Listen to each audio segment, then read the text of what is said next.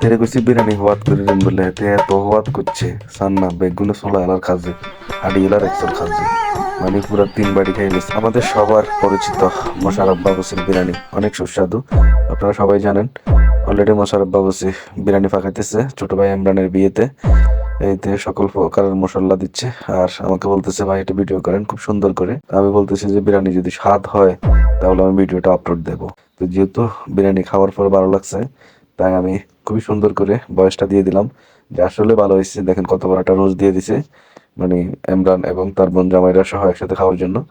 দেখেন সবাই খুবই বসে আছে বিরিয়ানি খাওয়ার জন্য, কিন্তু বিরিয়ানি রেডি হয় নাই। আমাদের ছোট ভাই জিয়া খুবই সাজেশন দিচ্ছে বসে বসে, এটা হচ্ছে ইমরানের নানা, বিরিয়ানি খাবে, সে অপেক্ষায় আছে কিন্তু এখনো তো বিরিয়ানি হয় নাই।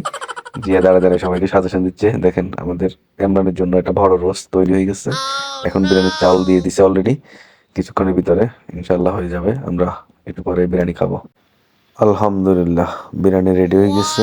মোশাররফ বাবুর্চি এখন মোটা দুধ দিতেছে, এরপরে দিচ্ছে পেঁয়াজের ছোলা। পেঁয়াজের ছোলা দেওয়ার পরে মোশাররফ বাবুর্চি এটাকে লাড়াই ছাড়াই অ্যাডজাস্ট করে দিতে যাতে বিরিয়ানিটার স্বাদ হয়। এই তো লাড়া ছাড়া শুরু হয়ে গেছে, গ্রানটা কিন্তু সেরা রে ভাই, মোটামুটি ভালো লাগতেছে।